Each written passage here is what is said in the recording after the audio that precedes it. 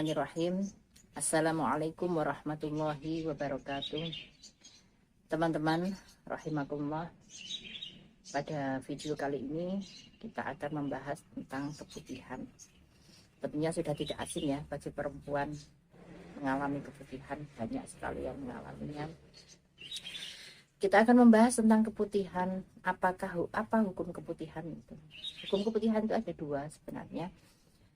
Hukumnya tidak najis jika keluar cairan keputihan. Oh ya, sebelumnya, keputihan itu adalah cairan yang keluar dari perempuan, dari kemaluan perempuan yang tanpa diiringi dengan syahwat. Biasanya keluarnya itu karena faktor kelelahan atau karena pengaruh hormon,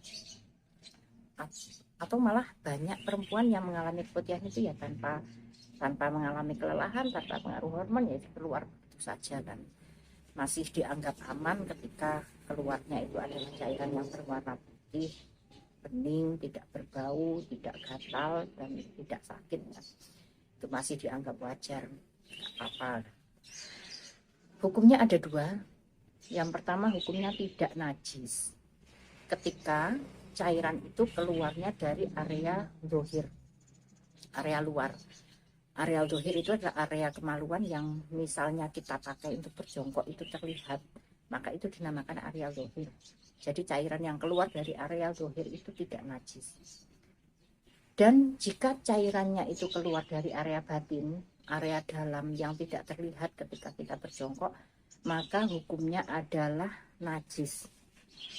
Ya, akan tetapi kita perempuan ini, kebanyakan dari kita itu tidak paham, tidak memahami mana area batinnya, mana area zahir, dan kita tidak tahu cairan keputihan kita itu keluarnya dari mana.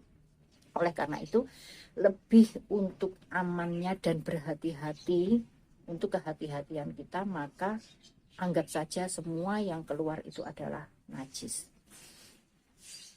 Gitu ya, kita anggap bahwa semuanya itu adalah najis. Dan yang perlu diperhatikan di sini sebagai perempuan, karena kita itu banyak mengeluarkan keputihan, sering mengeluarkan putih walaupun nggak kelelahan, walaupun nggak, karena bukan pengaruh hormon, itu kan sering mengalami keputihan. Maka yang perlu diperhatikan adalah sebelum sholat. Sebelum sholat, karena salah satu syarat sahnya sholat itu adalah bersih dari najis di badan kita, di pakaian, di tempat kita, maka perlu diperhatikan tentang keputihan ini. Sebelum wudhu, bersihkan dulu area pribadi kita dari najis keputihan.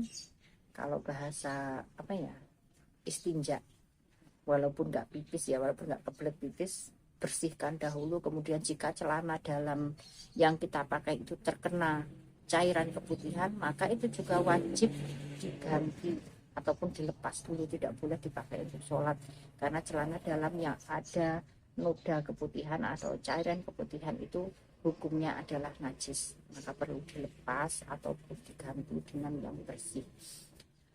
Itu yang perlu diperhatikan bagi perempuan, karena keputihan itu najis, maka juga nanti jika kita pakai untuk sholat, maka akan mempengaruhi keabsahan sholat yang kita lakukan.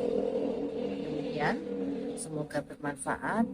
Wallahu muwaffiq ila aqwamit thoriq. Wassalamualaikum warahmatullahi wabarakatuh.